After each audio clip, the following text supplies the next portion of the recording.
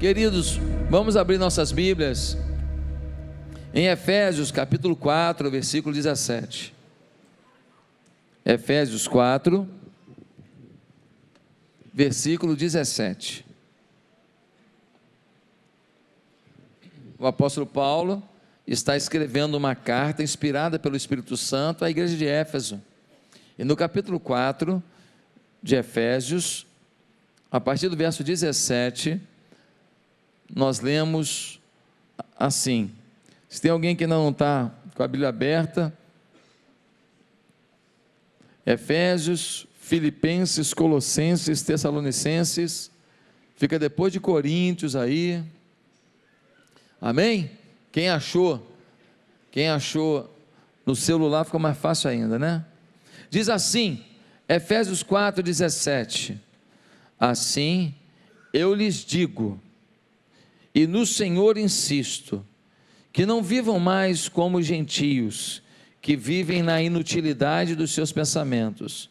Eles estão obscurecidos no entendimento e separados da vida de Deus, por causa da ignorância em que estão, devido ao endurecimento do seu coração. Tendo perdido toda a sensibilidade, eles se entregaram à depravação, cometendo com avidez toda espécie de impureza. Todavia, não foi isso que vocês aprenderam de Cristo.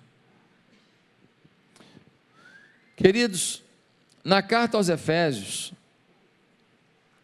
a partir do capítulo 1 e capítulo 2, Paulo diz que a igreja é o corpo vivo de Cristo, e diz que isso se dá pela graça. O que ele está dizendo? Ele está dizendo o seguinte: olha, vocês são as mãos, vocês são os pés, vocês são os ouvidos de Deus na terra, vocês são a manifestação de Deus na terra. Agora isso não é porque vocês são cheirosos, perfumados e maravilhosos, não, é porque a graça alcançou vocês, vocês se renderam à graça de Deus. Deus ama vocês, Deus tem plano na vida de vocês, e Deus não desiste de vocês. Muitas vezes você ignora Deus, você faz do seu jeito, mas Deus não desiste. E aí vem alguém, fala alguma coisa, uma música toca no rádio, uma criança fala para você, alguém manda uma coisa pelo WhatsApp, alguma coisa acontece para ativar em você a percepção de que eu te amo, de que eu não desisto de você.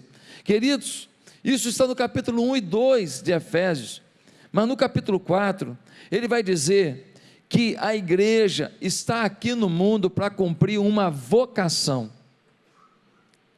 Paulo está dizendo, olha, vocês são o corpo vivo de Cristo, e tem mais, vocês são um corpo vivo, não é para ficar de bobeira não, vocês têm um chamado, vocês têm uma vocação. Deus tem expectativas sobre vocês, Deus espera que cada um de vocês seja realmente ativo, seja proativo, seja intermediário do poder dele na terra, sejam vocês anunciadores da vontade dele na terra, que vocês sejam gente que influencia, gente que muda a história. A cidade depende de vocês, vocês podem mudar a história da cidade, eu conto com vocês, é o que a Bíblia está dizendo. E no versículo 1 do capítulo 4, a gente lê algo interessante, diz assim, como prisioneiro no Senhor, rogo-lhes que vivam de maneira digna da vocação que receberam. Nós somos corpo vivo de Cristo, pela graça, pela bondade dele, porque a gente não é merecedor, a gente tem muito erro, a gente tem falha, e ele diz que a gente tem uma vocação, e ele diz que a gente tem que ter uma vida digna da vocação, ou seja, Deus tem expectativas sobre você, e você tem que viver de uma forma digna, com essa expectativa de Deus. Você não pode viver do jeito que você acha que deve viver, você não pode viver do jeito que o mundo diz para você viver, você não pode ouvir qualquer bobagem, qualquer palhaçada, qualquer bobajada que é falada às vezes num programa de televisão, por alguém que não tem vida nenhuma, e você se mira naquilo, se espelha naquilo, e sai fazendo bobagem e falando bobagem. Não, você é o corpo vivo de Cristo na terra, tem uma vocação e tem que viver de modo digno disso. E no versículo 17, quando o capítulo 4 vai falando disso, chega no versículo 17, tem uma palavrinha muito especial, Porque no versículo 17 diz assim: assim, em outras versões, portanto, eu lhes digo, e no Senhor insisto, que não vivam mais como gentios. Paulo vai falando as coisas, e lá pelas tantas ele fala assim, vamos concluir, portanto, de tudo isso que eu falei até agora no capítulo, de tudo isso que eu falei, que vocês são um corpo vivo de Cristo, que vocês têm uma vocação, têm que viver de modo digno dessa vocação, portanto, eu quero que vocês prestem atenção, que vocês não são como os ímpios, que vocês que aceitaram a Cristo Jesus como Senhor e Salvador, que vocês têm características peculiares, e que vocês estão a serviço de um rei, e que vocês são filhos amados, e que se vocês cumprirem a missão de vocês, vocês serão agraciados enquanto cumprem a missão. Aqui cabe uma pergunta: você tem vivido isso? Vamos melhorar a pergunta: você tem feito a diferença? O título da mensagem de hoje é: ainda dá para fazer, ainda dá para ser diferente? Ou ainda dá para ser diferente? Será que você realmente, quem olha para você fala assim, aqui tem alguém que entendeu que é corpo vivo de Cristo, alguém que acredita na graça de Deus, alguém que tem uma vocação e vive de forma digna dessa vocação? Quem olha para você vê isso? Ah, pastor, amanhã eu vou acordar de manhã, vou correr atrás do dinheiro o dia inteiro, vou trabalhar. No final do dia eu vou malhar, vai ficar tão poderoso, fortão, assim como o Schwarzenegger na melhor fase. E depois eu vou para casa cansado, e eu vou jantar, e depois eu vou dormir, porque no dia seguinte eu tenho que trabalhar. Será que é isso mesmo que Deus planejou para você? Será que você está no mundo para trabalhar, acumular músculos, pagar contas e morrer? Pastor, cheguei aqui na igreja hoje de manhã, estou aqui firme aqui, sou uma pessoa comprometida, estou trabalhando aqui na igreja. Querido, olha só, não estou perguntando aqui na igreja não, porque fazer diferença aqui na igreja é mole, no saleiro todo mundo é sal.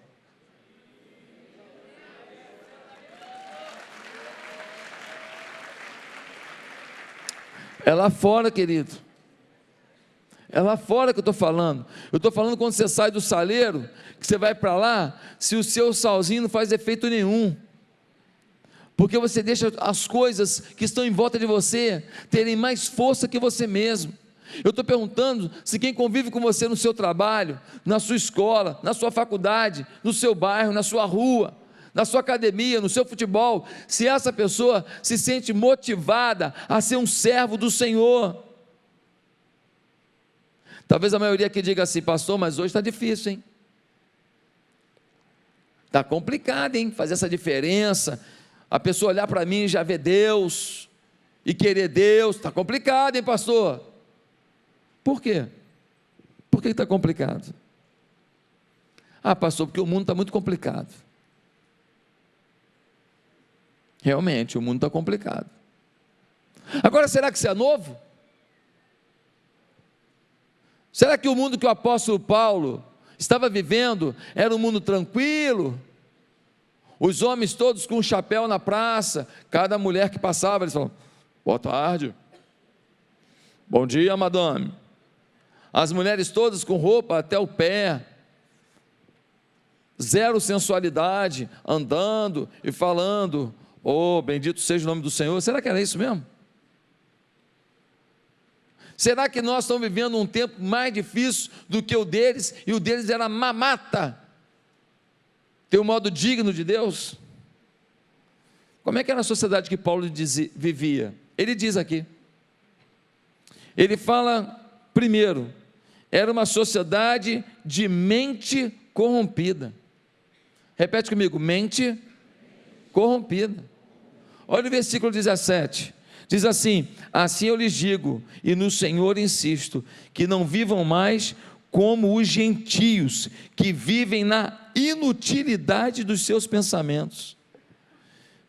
Inutilidade significa futilidade, significa vazio, significa falta de propósito. O que a Bíblia está dizendo, o mundo vive sem propósito, vive algo vazio. Pastor, mas como é que pode? Eles estão ganhando dinheiro, empreendendo, montando empresa, comprando empresa. Para Deus, tudo isso é vazio, se não tem propósito de Deus nisso. Eles podem comprar o Google, eles podem comprar o Facebook, eles podem comprar a IBM, eles podem comprar o Windows, eles podem comprar a Coca-Cola, eles podem fazer tudo isso, se tornar o homem mais rico da terra, e Deus vai falar assim: para quê? Não te pedi para fazer isso?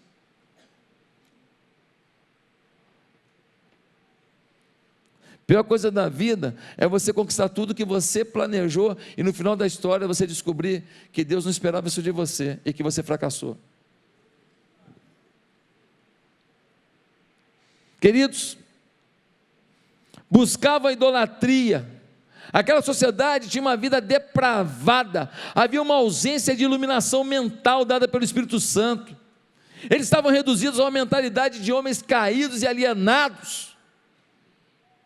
Romanos 8, versículo 20, vai mostrar que a criação toda ficou sujeita à vaidade. As relações de vaidade dominam nossas relações hoje.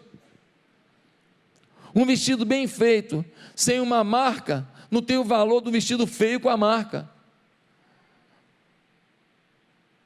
Aliás, um vestido esquisito, botou a marca, ele passa a ser bonito, todo mundo copia. Nós vivemos um tempo de vaidades, de futilidades. A vida humana, ainda que com muitos projetos, mas a parte da graça de Deus fica sem sentido. Sabe por que tem tanta gente desesperada, em depressão, angústia? Porque tem lutado e quando conquista aquilo a que se propôs lutar para conquistar, descobre que não trouxe a satisfação que esperava naquilo. Isso dá um nó. E agora o que eu faço? Um homem era um homem riquíssimo aqui no Brasil, bilionário. Foram fazer uma entrevista com ele. Ele disse que ele não queria apenas ser bilionário, ele queria ser o homem mais bilionário da terra. Que projeto é esse? Isso é projeto de alguém que não descobriu o sentido da vida ainda. Isso é projeto de alguém que não conhece Deus ainda. Qual é a diferença de ter 100 milhões de reais e ter 300 milhões de reais? O que um compra que o outro não compra? O que um come que o outro não come? Qual é o hotel que um fica que o outro não fica com esse dinheiro? Mas não, eu quero ser agora o moço, o mais, o plus da terra.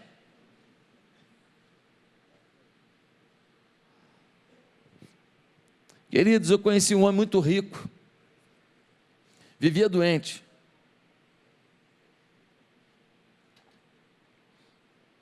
Mas trabalhava de cedinho até bem tarde. E alguém diz: não, porque senão ele morre. Não, é porque ele já está morto.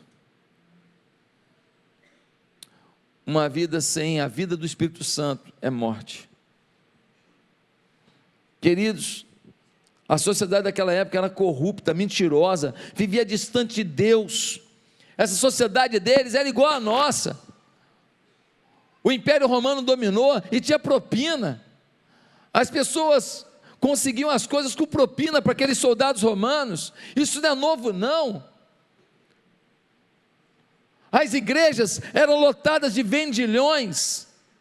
Existiam cultos que tinham orgias, em que prostitutas cultuais vendiam seus corpos e o dinheiro era oferecido ao templo, e os sacerdotes dos templos pagãos usufruíam disso. Ei! Essa história de vender a fé não é nova, não. Dizer que é normal as pessoas, por exemplo, se expor num programa de televisão e ficar lá, fazer sexo na frente de todo mundo, dizer que isso é normal, dizer que isso é evolução. Não, nós avançamos. Que avançamos? A sociedade não avançou em nada, a sociedade piorou. Você sai do seu prédio, você vai na garagem, você encontra uma pessoa, fala: opa, muito prazer, mudou para cá agora? Não, mora aqui há 15 anos. Ué, então você mora mais tempo que eu moro aqui há 10. Nós não desenvolvemos relacionamentos. A gente não se importa muito com a dor do outro. Morre gente todo dia, das formas mais variadas. Teve um baile funk, essa madrugada aqui na cidade, 76 pessoas ficaram feridas numa bagunça que teve lá no final do baile. Aqui na região aqui da Vila Cruzeiro. Aqui na nossa cidade. Alguém falou com você? Não, não importa. Não importa, não assusta. Um homem só vendeu 1000 fuzis para o Rio de Janeiro. Ele se autodenominava o Senhor das Armas. Só ele botou 1000 fuzis aqui na nossa cidade. A previsão é que nós tenhamos aqui dezenas de milhares de fuzis na mão da bandidagem, na mão das milícias, na mão de pessoas que não deveriam estar, porque são armas de uso exclusivo das Forças Armadas. Estão aí soltas, colocando em risco a vida de um policial que vai lá defender o seu direito de ir e vir. Político roubar e não ser preso virou normal, sim ou não? Normal. Um dia desse, uma autoridade disse que um cara com 500 mil reais numa mala não quer dizer nada. Não quer dizer para ele, para mim significa muito. 500 mil reais numa mala na mão de um político, quer dizer nada, não prova nada, não prova nada, não prova nada. O que prova é um cara com uma galinha. Pulou no muro, pegou uma galinha, isso que prova que está com fome, talvez. Irmãos, uma sociedade que diz que criança pode ser adotada por qualquer tipo de família, está errado. A maioria não fica casado hoje e separa por bobagem. Bobagem. Separou por quê? Porque a gente brigou e eu falei que eu não ia falar, não ia pedir perdão não. E ele também falou que não ia pedir não. Aí eu dei o dedinho para ele e falei, está de mal? Tô. Aí eu peguei todos os presentes que ele me deu na fase do namoro e devolvi tudo, pastor, devolvi mesmo, não quero nada dele. Ah, que lindo! Nossa, quanta maturidade! Vivemos um tempo, gente, de mente corrompida.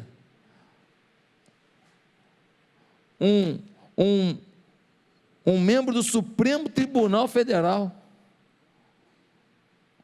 há um tempo atrás, ele fez uma declaração sobre pessoas que roubam e fazem caixa 2 para a campanha. Ele falou que caixa 2 não deveria ser crime não. Quer dizer então que eu vou lá e eu falo assim, ó, você me dá aqui 10 milhões para minha campanha, aí quando eu for governador, eu dou um jeito de botar você para dentro para fazer uma obra, e você tira a diferença dos 10 milhões, mas olha, esse dinheiro aqui, 10 milhões, não vou botar no meu bolso não, é caixa 2 de campanha, aí não é erro não. Quando o membro do Supremo fala isso, está tudo invertido, o que era errado agora é certo, e nós não temos direito de falar o contrário. Um dia desse, um programa de televisão, uma mulher botou uma situação de um traficante ferido e um policial ferido. Aí ela falou assim, quem está mais ferido é o traficante do que o policial. Ela falou assim, quem acha que o médico só pode atender um? Quem acha que ele tem que atender o traficante? Quem acha que ele tem que atender o policial? Aí um cara foi para o lado policial. O restante dos convidados da apresentadora foram todos para o outro lado. Sabe o que aconteceu com o cara que estava lá de lá? Ele ficou com vergonha de estar lá. Não, é porque eu entendi, começou a se justificar. Porque todo mundo foi lá achando que o traficante tinha que ser atendido primeiro. E ele achou que era o policial, ele começou a se justificar. Hoje, nós somos tudo, Maria vai com as outras. Ué, você pensa isso, é o direito dele, não estou aqui justificando quem que tem que cuidar primeiro não. Só estou dizendo que a gente agora quando vê um comportamento, se a gente pensa diferente, tem medo de falar, senão a gente vai ser criticado, pode ser mandado embora do emprego, ainda mais na televisão, pode perder o emprego. Eu acho que na cabeça dele pensou assim: meu Deus, você está achado disso ou daquilo. Naquela sociedade a mente estava corrompida. O texto diz: pensamentos de inutilidade. Segunda característica daquela sociedade: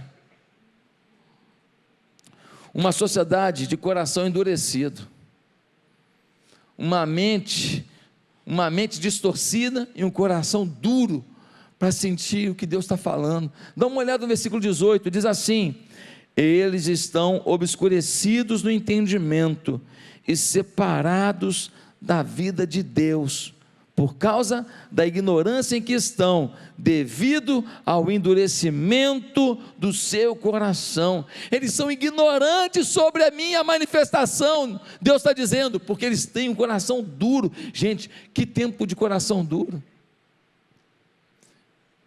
Quanta dureza para tratar um casamento, quanta dureza de filho em relação aos pais, quanta dureza de pais em relação aos filhos. As pessoas estão insensíveis.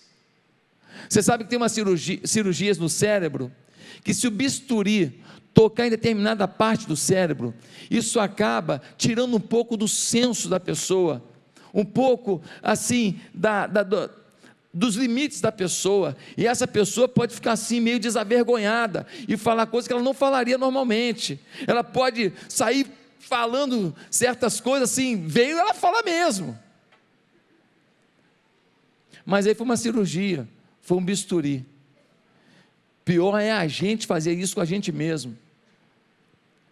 A gente vai cauterizando a nossa consciência, a gente vai aceitando o que a gente não aceitava, e a gente aceitou um pouquinho que a gente não aceitava, vai aceitando outro que a gente não aceitava, vai aceitando, daqui a pouco você aceitou um monte de coisa que você não aceitava, que você sabe que não é de Deus, não é da palavra. A nossa lei é essa, a nossa lei é a palavra de Deus. Esse livro inacreditável, que vence os tempos, as gerações, se prova uma afirmação legítima, seja para a astronomia, seja para a ciência, seja para a antropologia, seja para a geologia, seja para a arqueologia, seja para a história, e principalmente para a espiritualidade. Nossa regra é a palavra de Deus, porque os homens falam uma coisa hoje, falam outra amanhã. O que era errado ontem, agora já é certo, e amanhã o que é abominável vai ser lei. Eu tenho para mim que o coração dos homens está tão endurecido, que essa é a última geração, Deus vai dar um basta. Pastor, por que você acha isso? Porque toda vez que mexeram com criança, Deus deu um basta. Quando os egípcios mataram as criancinhas, Deus acabou com aquele domínio do Império Egípcio. Quando tentaram matar Jesus, e o Império Romano matou as criancinhas, Deus deu fim ao Império Romano. Ah, pastor, isso é ciclo, qualquer império, mas é logo depois a queda, é logo depois, a coisa acontece de forma muito nítida, e de uma maneira muito pontual, não acaba assim, porque vai terminando o seu apogeu não, vai terminando a sua influência não. Deus manda um exército para detonar. No caso dos egípcios, eles foram liquidados no meio do Mar Vermelho. Deus não aguenta quando mexe com a criança, e se tem uma coisa que hoje a nossa sociedade está fazendo, por causa da dureza do coração, é colocando as crianças, numa situação de acusação, de risco, numa situação de sexualidade distorcida, numa situação que daqui a pouco pode gerar até pedofilia, como lei. Não duvide disso, não duvide. Queridos, concessões constantes geraram uma nova consciência na vida de muita gente. Nós precisamos evitar um coração endurecido. A palavra grega aqui para insensíveis significa ficar calejado, ou seja, eu vou ficando calejado naquilo, calejado, daqui a pouco eu não sinto mais nada, está grossa a casca, eu não sinto mais nada, naquilo ali está tudo bem para mim. Quantas vezes você está no futebol, fala uma bobagem, você se cala, Você é frouxo. Mas você vai ouvindo, uma semana, 2 semanas, os caras falando sobre pecado, os caras falando sobre erro, os caras falando sobre orgia, os caras falando sobre casa de prostituição, os caras falando, você fica ouvindo, você acha que é erro, mas você não fala, você fica ouvindo, daqui a pouco aquilo começa a entrar no seu imaginário, daqui a pouco aquilo já tomou você e você não tem consciência. Vai por mim, a palavra de Deus é clara, que nós temos que ter corações quebrantados. O cara um dia virou para mim, falou para mim, ele estava com a mulher que estava adulterando, ele virou para mim e falou assim: pastor, pode até parecer estranho, mas Deus botou essa mulher na minha vida. Falei: Deus botou? Sério mesmo? Quer dizer então que você está com um problema no seu casamento, você não tenta de todas as maneiras resolver, você não tenta de todas as maneiras consertar, e aí, no meio do caminho, antes de você definir o final daquela história, entra uma pessoa, foi Deus que botou. Rapaz, esse negócio é tremendo, é a primeira vez na Bíblia da sua vida, porque na Bíblia de Deus não tem isso não, cara. Toda vez que teve adultério na Bíblia é pecado, mas na sua vida é bênção de Deus. É milagre do Senhor. Deus respondeu a minha oração. Olha que isso. Vocês lembram o cara em Brasília agradecendo a propina? Senhor, tu sabes que nós precisamos. Dinheirinho. Senhor, nós somos fracos. Abençoa essa propina, meu Pai. Gente, que loucura. Que loucura. E quantas igrejas que podem ir por aí estar falando assim: ei, se você trouxer seu dízimo e sua oferta, você vai receber uma bênção de 10 mil reais até o final do ano. Mentira. Se você comprar essa água aqui e levar para o seu parente enfermo, ele vai tomar essa água e vai resolver um problema na vida dele, vai mesmo, vai matar a sede.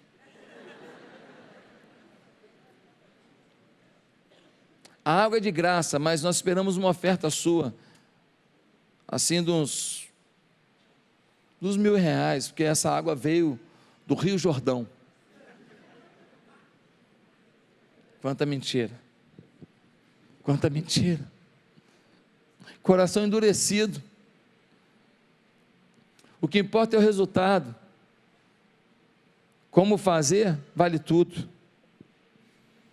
Uma terceira característica daquela sociedade, que muito parece com a nossa, é que ela era uma sociedade de atitudes reprováveis. A mente distorcida, o coração endurecido. O que vai gerar? Atitudes reprováveis. Olha o versículo 19, vai dizer assim: tendo perdido toda a sensibilidade, eles se entregaram à depravação, cometendo com avidez toda espécie de impureza. Irmãos, se entregaram à depravação. O termo grego aqui para entregaram é o mesmo termo para aquela entrega de Jesus na cruz. Quando diz que Jesus se entregou na cruz, o mesmo verbo está sendo usado aqui, ou seja, eles se entregaram totalmente, eles morreram para essa causa, eles se sacrificaram para isso. Quando diz que se entregaram ao pecado, está dizendo que as pessoas definiram que o pecado seria a sua lei. Você tem uma coisa na sua vida que faz sua família sofrer, faz você sofrer, faz seu filho sofrer, não é bom para você, mas você gosta daquilo na hora, e então você diz assim: que se dane tudo, porque o meu prazer eu vou ter. Isto é se entregar ao pecado. Pastor, eu tenho um pecado de estimação lá em casa, o apelido dele é Rex. Eu não consigo me livrar dele. Tem pecado na sua vida? Câmeras em mim. Tem pecado na sua vida que você só vai se livrar se você colocar um propósito maior na sua vida. enquanto você não estiver inserido em alguma coisa maior que você, alguma coisa que seja de Deus na sua vida, enquanto você tiver objetivos pessoais tão pequenos como ganhar dinheiro, pagar conta, trocar de apartamento, comprar um carro novo, viajar para o exterior, sei lá o quê,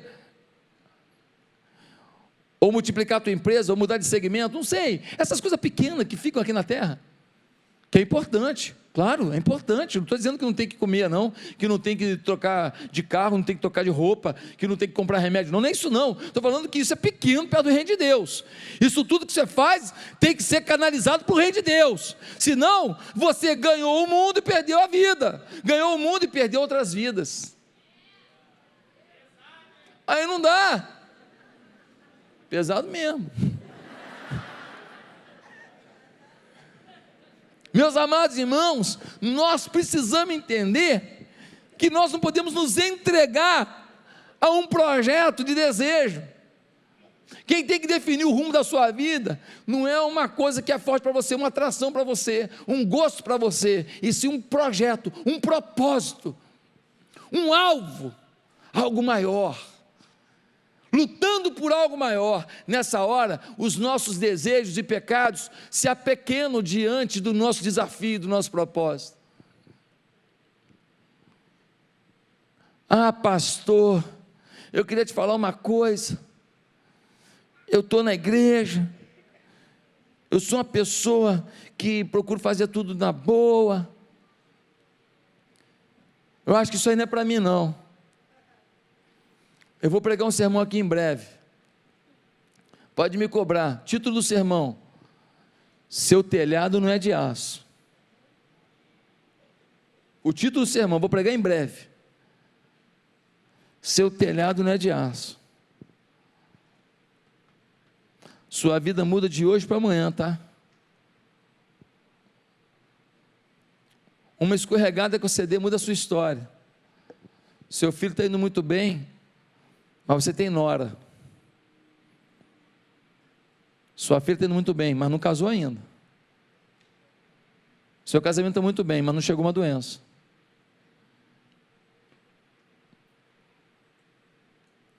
Felipe, pode vir para o teclado, eu queria te falar, que você não tem telhado de aço, não joga para os outros que eu estou falando não, quero saber se a sua mente está ficando distorcida, porque você já está se achando o tal mais aberto, e que esse pessoal da igreja está meio fechado, eles têm que ter a mente mais aberta, a mente mais aberta é contra a Bíblia, se é contra a Bíblia não é mente mais aberta, é mente mais infernal. Quero saber se o seu coração está endurecido, eu estou pregando aqui, e você está com a raquete de ping-pong, eu prego você, isso eu não quero não, pá, isso aí não quero não, pá, isso não, pá, você é o campeão, é meu, você é o vitorioso, sou eu mesmo, você é o esplendor de Deus, aleluia, sou eu, tem que largar o pecado, pá, raquete na mão, confronto não, palavra de bênção é minha, isso não é Bíblia, querido. Para toda promessa tem uma condição, para todo milagre tem um confronto. Lembra quando a irmã de Lázaro disse: Senhor, meu irmão morreu, se o Senhor tivesse aqui ele não teria morrido. Jesus fez um confronto, falou assim: se você crê, ainda que esteja morto, viverá. E aí ele fala para o pai: pai, eu creio, porque o Senhor sempre me ouve. Jesus crê, ele faz uma oração e fala assim: tirai a pedra. Ele tirou a pedra e fala assim: Lázaro, vem para fora. Os estudiosos dizem assim, que ele teve que dizer Lázaro, porque se ele não falasse isso, dissesse vem para fora, todos os mortos de todos os tempos sairiam da tumba, pelo poder e autoridade do nome de Jesus. Nós estamos ficando macaco de imitação. O mundo fala, a gente imita, e a gente quer ser feliz, vivendo fora da palavra, e vivendo no contexto do mundo. Mas se o mundo está feliz, aonde que ele está feliz? Você está vendo o mundo feliz? O menino estava na escola, primeiro dia de aula, criança, Aí começou a chorar. A professora falou assim: você está chorando por quê? Eu quero a minha mãe. Mas eu sou sua mãe. Eu quero meu pai. Ele vê as crianças chorando, ele chora também. Ele esqueceu que ele está diante da mãe dele. O choro dos outros não tem nada a ver com ele. Ah, meus amados irmãos, diante dessa sociedade perguntamos: ainda dá para ser diferente? Opa, eu tenho uma boa notícia. Dá uma olhada no versículo 20. Versículo 20 vai dizer assim: todavia, não foi isso que vocês aprenderam de Cristo. Para esse colapso todo,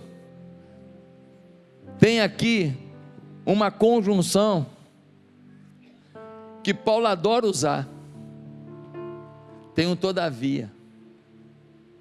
Quando Paulo estava falando,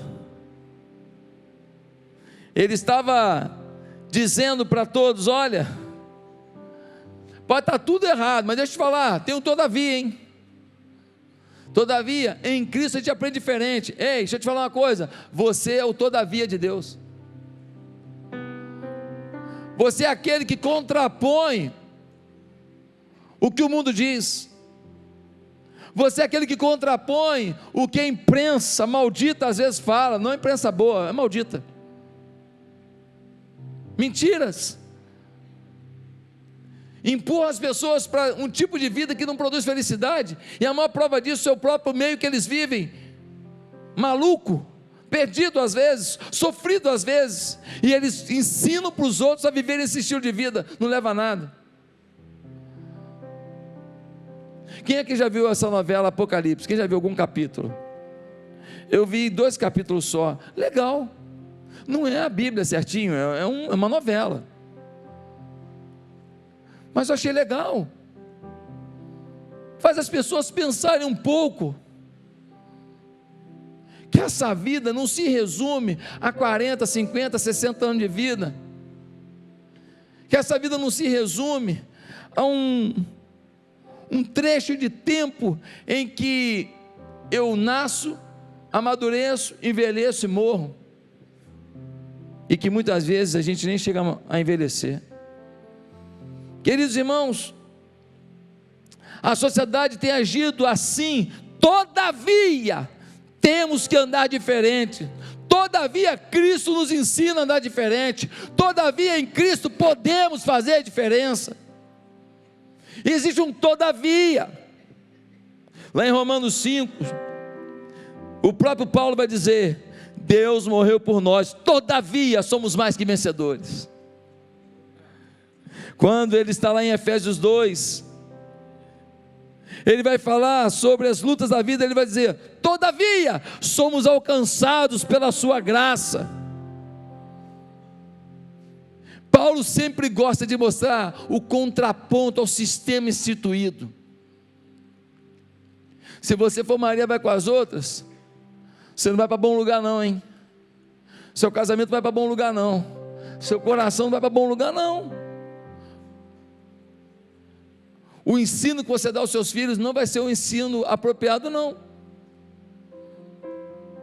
Nós temos que lembrar que nós somos o todavia. Nós somos uma conjunção, nós somos alguma coisa que sai desse estereótipo. Hoje no evangelicalismo brasileiro, podemos comprar a bênção. Tem horóscopo crente, aquela caixinha de promessa. Leu a Bíblia hoje? Já li. O que você leu? Caixinha de promessa. Eu nunca vi ninguém comprando a caixinha de burdoada. Tome vergonha. Raça de víbora, nunca vi. Mas aquela caixinha de promessa: clama a mim e responder-te-ei, anunciar-te-ei coisas grandes e ocultas que não sabes. Segundo dia: o Senhor é meu pastor e nada me faltará. Terceiro dia: eleva os meus olhos para os montes, de onde me virá o socorro? Meu socorro vem do Senhor. Quarto dia: lâmpada para os meus pés é a tua palavra e luz para os meus caminhos. Quinto dia: aquele que se assenta, não, desculpa, já estou até confundindo os versículos. Salmo 91: Aquele que habita no esconderijo do Altíssimo, à sombra do Onipotente descansará. Bom ouvir isso, né? Mas você não pode só ouvir isso não, senão você não vai saber o que Deus quer falar com você. Deus também quer tratar os rumos equivocados, os pecados não tratados, as mentiras que a gente absorveu como estilo de vida. Deus quer mover a sua vida. Pastor, o que a gente aprende em Cristo para terminar a mensagem? 4 coisas. Primeiro, a gente aprende que Jesus deve ser a referência de comportamento da gente. Quem tem que dizer como é que a gente tem que se comportar no mundo é Jesus. Ele veio em forma de homem para ensinar a perdoar, porque ele foi traído, ele sabe o que é ser traído. Para ensinar a amar, e ele amou, e amou gente esquisita. Para ensinar a lidar com gente que ninguém quer. E ele uma vez teve um papo muito legal com um endemoniado gadareno, que o apelido do cara era Legião, de tão esquisito que o cara era, que vivia nu e todo amarrado e todo machucado dentro do cemitério. Ele veio e ensinou como é que a gente vive. Ele ensinou a pedir perdão, a dar perdão. Alguém que não queria perder um amigo, quando Judas veio e falou: olha, eu vou dar um beijo nele, vocês prendam ele. E quando Judas vem, ele diz: amigo, a que vieste? Ele não está nem aí que ele vai ser traído, ele só não quer perder um amigo.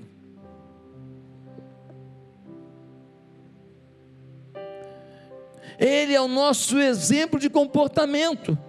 Ele também é a nossa referência para interpretar a Bíblia. Tem muita gente interpretando a Bíblia, pega um texto do Velho Testamento, direcionado ao povo de Israel, e começa a viver uma coisa que não é bem aquilo que o texto está dizendo.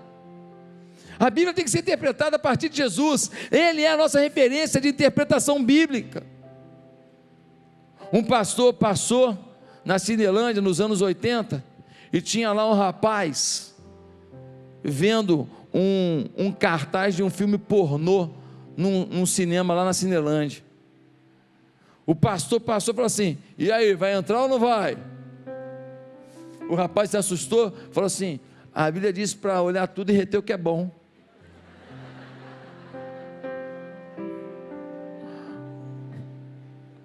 Meus amados irmãos, nós temos que interpretar a Bíblia à luz de Jesus.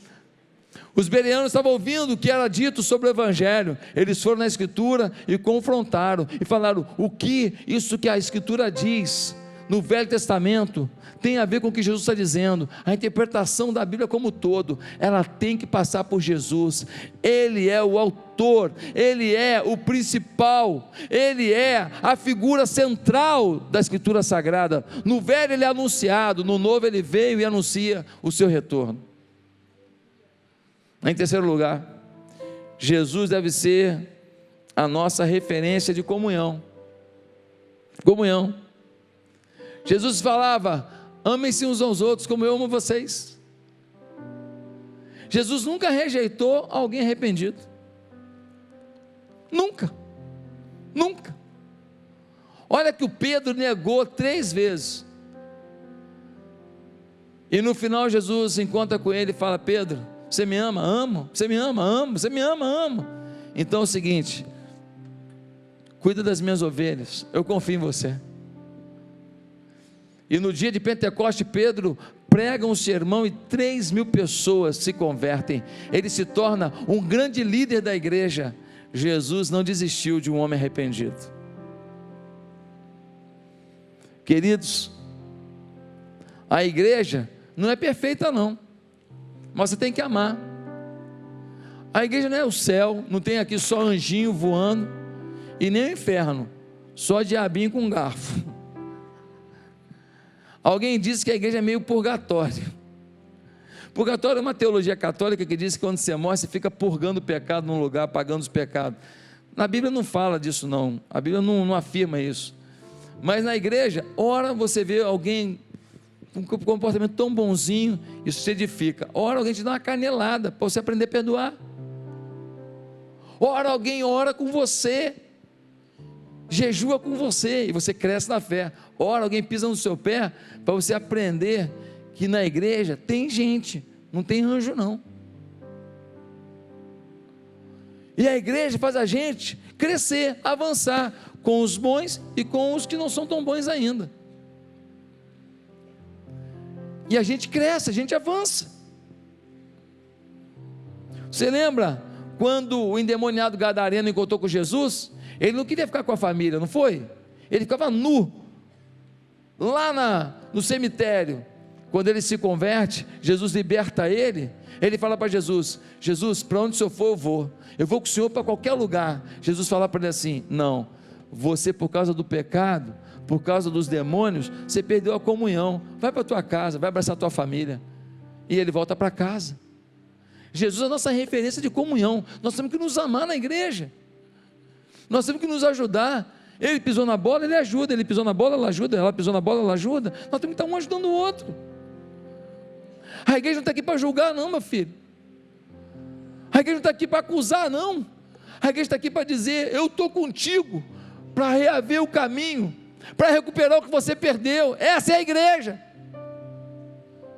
Não, mas olha, o pecado ali do fulano eu tenho, esse eu não tenho. Ah, é? Você agora classifica qual o pecado que Deus gosta, né? Em último lugar, Jesus deve ser a nossa referência de intimidade com o Pai. Lá em Mateus capítulo 4, versículo 2, diz assim: depois de jejuar 40 dias e 40 noites, teve fome. Jesus, o Filho de Deus, ficou 40 dias e 40 noites jejuando, buscando a face de Deus. Deixa eu te perguntar uma coisa: qual foi a última vez que você passou uma noite inteira buscando a Deus por um problema na sua casa? Qual foi a última vez que você passou uma noite inteira em oração, Bíblia, louvor, oração, Bíblia, louvor, oração, Bíblia, louvor, oração, Bíblia, louvor, dizendo: Deus, age sobre a minha vida, age sobre a vida da minha família, age sobre os meus negócios, age sobre o meu coração, Deus, age sobre essa área que eu não consigo perdoar, Deus. O Filho de Deus ficou 40 dias buscando o Pai, para enfrentar as lutas dessa vida. E a gente não perde uma noite, mas numa festa a gente já perdeu. Mas numa virada de ano, comendo, a gente já perdeu. Qual foi a última vez que você passou uma vigília de uma multidão de uma pessoa só? Você com o Espírito Santo. Quero terminar contando uma história muito bacana. Niemöller e Bonhoeffer, dois pastores alemães, não o quilate, pastor e alemão, que se revoltaram contra o nazismo. Enquanto os pastores todos diziam que Hitler era uma resposta de Deus para a Alemanha, Niemöller e Bonhoeffer se opuseram ao regime nazista. Bonhoeffer foi morto 2 meses antes dos aliados entrarem na Alemanha. Por 2 meses ele não teria morrido. No dia que os soldados vieram pegá-lo para matá-lo, ele estava dirigindo um culto na cadeia, com a Bíblia aberta. Quando os soldados falaram: Bonhoeffer, vem com a gente, ele fechou a Bíblia, orou, cumprimentou cada pessoa que estava naquele culto, foi no ouvido de Niemöller, seu grande amigo, e disse: não se preocupe, eu não estou indo para a morte, eu estou indo para a vida. Se somos íntimos de Deus, nem a morte nos assusta, quanto mais uma dor dessa vida. Se somos íntimos de Deus, nós vamos vencer esse mundo, porque nós somos o todavia. nós somos o contraponto, nós somos a oposição a esse sistema. Nós estamos com Cristo, e se falar diferente do que Cristo diz, nós ficamos com Cristo, sem magoar ninguém, sem xingar ninguém, sem acusar ninguém, porque nós estamos aqui para estender a mão. O adúltero, o ladrão, para Deus tudo é pecado. O corrupto, o líder de vaidade, eu sou o líder aqui. O líder, o vaidoso por causa do dinheiro que tem, talvez entre na fila mais rápido do que o outro, que tem um pecado que você abomina. Quero te perguntar, você quer ser o todavia de Deus mesmo? Você quer ser a oposição a isso tudo mesmo? Você está fechado com Jesus? Você quer mudar a sua história? Você quer viver algo mais lindo com Deus? Você quer que Ele conduza cada passo seu? Você quer ter uma fé diante do problema que você está vivendo? Uma fé genuína, real, profunda? Curva a sua cabeça. E se você quer hoje uma nova vida com Jesus, um novo propósito com Jesus, eu queria que você orasse comigo onde você está. Ninguém precisa ouvir não. Aonde você está?